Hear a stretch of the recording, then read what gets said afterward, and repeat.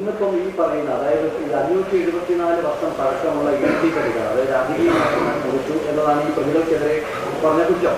ഈ പറയുന്ന പ്രതികൾ തന്നെ 574 നമുക്ക് ഇപ്പോഴാണ് മനസ്സിലാവുന്നത്. അതെ, ഈ പറയുന്ന ഈട്ടിത്തടികൾ മുറിച്ച് വിറ്റ പ്രതികൾ ഇന്നിപ്പോൾ ഇതിന് ന്യായീകരണവും അല്ലെങ്കിൽ ഇതിനെ ഏതെങ്കിലും തരത്തിൽ രക്ഷപ്പെടാനുള്ള ഒരു മാർഗവുമായിട്ട് സർക്കാരിന് മുമ്പിലേക്ക് വരികയാണെന്ന് ബോധ്യം സർക്കാരിനുണ്ട്. ഞങ്ങളുടെ അടുത്ത് എന്തിനാ വരുന്നത്? ഇനി കോടതിയിലല്ലേ. ഇതിൽ അവർ നമ്മുടെ അടുത്ത് വരും. അവരെന്തിനാണ് നമ്മുടെ അടുത്ത് വരുന്നത്? എന്തിൻ്റെ ആവശ്യം? ഒരു കുറ്റം പിന്നെ നമ്മളെ ശ്രദ്ധയിൽപ്പെട്ട് കഴിഞ്ഞാൽ നിങ്ങൾ തന്നെ നിങ്ങളുടെ അനുഭവത്തിൽ നിന്ന് ആലോചിക്കുക. ഇത്രയും കർശനമായ കൃത്യതയോടുകൂടിയ പരീക്ഷണവും അന്വേഷണവും ഇതിനു മുമ്പ് മറ്റൊരു കേസിലും ഉണ്ടായിട്ടില്ല.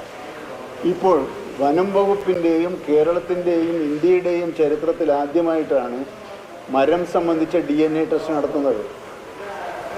അത്രത്തോളം പോകാൻ ഗവൺമെൻറ്റിനെ പ്രേരിപ്പിച്ചത് എന്തുകൊണ്ടാണ്? ആരെയെങ്കിലും സഹായിക്കാനാണെങ്കിൽ ഒരു അന്വേഷണം നടത്തിയെന്ന് പറഞ്ഞ് SITക്ക് അതിന് ഒരു റിപ്പോർട്ട് സമർപ്പിച്ച് ആ കേസ് തീർത്തുകൂടായിരുന്നു. അങ്ങനെ തീർക്കുന്നില്ലല്ലോ. ആരെയും ഇത് ഞാൻ ആദ്യം വരുത്തുക, ഒരു പ്രതി അത് എത്ര പ്രഗത്ഭനായാലും പ്രതികളെ രക്ഷപ്പെടാൻ അനുവദിക്കാത്ത വിധത്തിലുള്ള കുറ്റമറ്റ അന്വേഷണങ്ങൾ അതിൻ്റെ അങ്ങേയറ്റം വരെ കാര്യമായി ചെയ്യും. പിന്നെ ഇന്നും ഇനിയിപ്പോൾ എനിക്ക് എന്നെ സംബന്ധിച്ചിടത്തോളം ഇനി നാളെ തിരുവനന്തപുരത്തെത്തിയാൽ കുറച്ചും കൂടി കാര്യങ്ങൾ ബന്ധപ്പെട്ട ഉദ്യോഗസ്ഥന്മാരുമായി അന്വേഷിക്കുകയും വ്യക്തത വരുത്തുകയും ചെയ്യേണ്ടതുണ്ട്. ഇല്ല,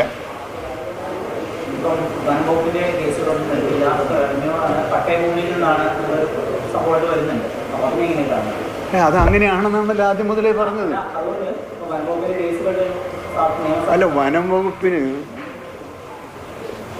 അന്യായമായി മുറിച്ച മരമാണ് എന്നുള്ളതിൽ മരം പിടിച്ചെടുത്തിട്ടുണ്ട്. ആ മരങ്ങളുടെ കസ്റ്റോഡിയൻ ഇപ്പോൾ വനം വകുപ്പാണ്. അപ്പോൾ അങ്ങനെ പിടിച്ചെടുത്ത മരം ആരിൽ നിന്നാണ് പിടിച്ചെടുത്തത്? ആർക്കാണ് പങ്ക്? ആ രൂപത്തിലാണ് വനം വകുപ്പ് അന്വേഷിക്കുക. അപ്പോൾ ആ അന്വേഷണം ദൗർഭാഗ്യവശാൽ എത്ര ഇങ്ങനെ ഒരു പ്രധാനപ്പെട്ട കാര്യത്തെ നമ്മുടെ നിയമം ഇത്ര ദുർബലമായി പോയത് എന്തുകൊണ്ടാണെന്നുള്ളത്. വനമന്ത്രി AK ശശീന്ദ്രൻ മുട്ടിൽ മരമുറി കേസുമായി ബന്ധപ്പെട്ട കാര്യങ്ങൾ വിശദീകരിക്കുകയായിരുന്നു. മുറിച്ചത് പട്ടയ ഭൂമിയിലെ മരങ്ങളാണ് എന്ന് തുടക്കത്തിലെ തന്നെ പറഞ്ഞതാണ്. അത് ബോധ്യപ്പെട്ടതുമാണ്. ഈ വനംവകുപ്പിന്റെ നടപടികളും ഒരു വശത്തുകൂടി മുന്നോട്ട് പോകുന്നുണ്ട്. പ്രതികൾ ആരാണെങ്കിലും അവർക്കെതിരെ കർശനമായ ശിക്ഷാ നടപടികൾ സ്വീകരിക്കും. പ്രത്യേക അന്വേഷണ സംഘത്തിലേതുൾപ്പെടെയുള്ള അന്വേഷണം നടന്നുകൊണ്ടിരിക്കുകയാണ് എന്നാണ് ഇപ്പോൾ വനമന്ത്രി മാധ്യമങ്ങൾക്ക് മുന്നിൽ വ്യക്തമാക്കിയത്.